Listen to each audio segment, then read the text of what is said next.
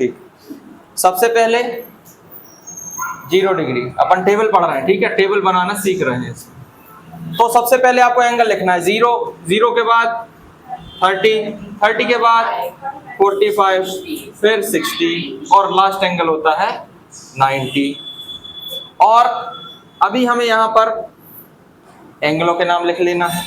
पहला angle sine theta, दूसरा angle cos theta, तीसरा एंगल टेन थीटा, फिर कोसेक थीटा, सेक थीटा और आखिरी कॉट थीटा। ये आपने लिख लिया, ये तो सबको पता ही है।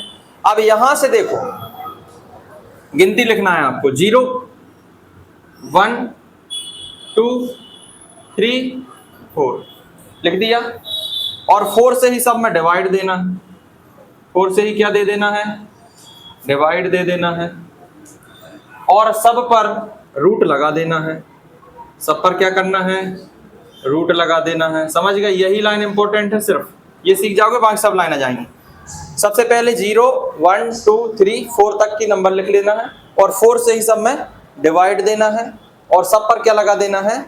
रूट लगा देना है। अब आपको पहले ये चेक करना है कि ये कट रहे हैं क्या, फिर रूट करना। जैसे 4 में 0 का डिवाइड दोगे तो 0 ही आएगा और 0 का रूट 0 ही होगा।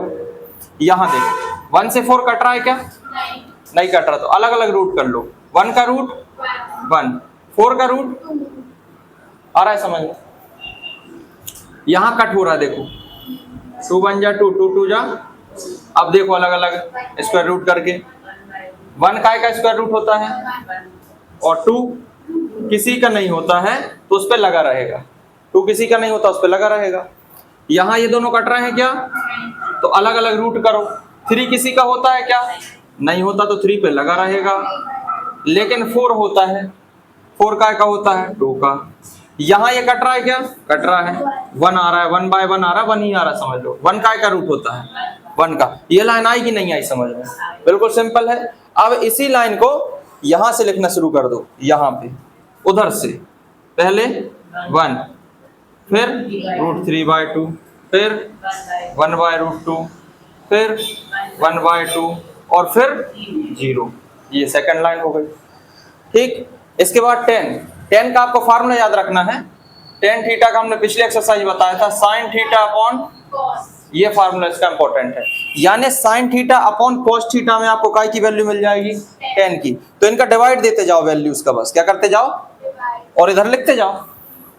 ठीक है, 0 का 1 में डिवाइड दोगे तो 0 ही आने वाला। आप इसमें देखेंगे सेकंड से 4th डिजिट कट रही है डिवाइड देने पे, तो बच रहा है 1/3। आ रहा है समझ में? यहाँ ये पूरा ही कट रहा है, देखो 1 से 1 भी कट रहा है, √2 से √2 भी कट रहा है, तो 1 ही आएगा। ठीक है, इधर देखेंगे 2 से 2 तो √3/1। तो अपन √3/1 नहीं लिखेंगे, अपन क्या लिखेंगे? √3 लिखेंगे। 2 से 2 कट जाए। 1 का 0 में डिवाइड देंगे, ध्यान रखो। अपॉन में कभी किसी डिजिट के अपॉन में 0 हो जाता है, चाहे कुछ भी हो, कुछ भी हो यहाँ पर, तो वो नॉट डिफाइन हो जाता है, इन्फिनिटी हो जाता है। नीचे 0 नहीं आना चाहिए कभी फ्रैक्शन में, नीचे 0 नहीं, ऊपर चल जाएगा, नीचे नहीं आना चाहिए। ये समझ गए आप लोग तीनों लाइन? ठीक। कोसेक, आपको कोसेक पता है कि साइन का भाई है कोसेक, यानी साइन की सारी वैल्यू को आपको रेसिप्रोकल बस करना है। रेसिप्रोकल है ना, पलटना है। जैसे 0 को कभी हम रेसिप्रोकल करते हैं तो नॉट डिफाइन हो जाता है, इन्फिनिटी हो जाता है, क्योंकि 1/0 हो जाएगा, फिर 0 हो जाएगा। 1/2 को पलटोगे तो 2/1 हो जाएगा। अपॉन 1 लिखते नहीं है।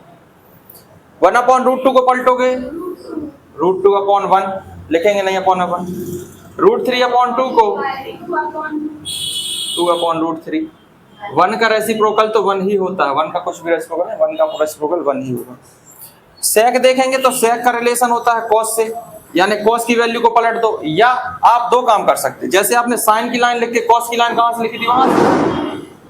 साइन की लाइन लिखने के बाद कॉस की लाइन वहां से लिखना शुरू कर दिया था ना, ऐसे ही कोसेक की लाइन लिख के सेक की लाइन के लिए वहां से लिखना शुरू कर दो। वहां से लिख दो सीधा, और ये रेसिप्रोकल कर तो ही वही आएगा।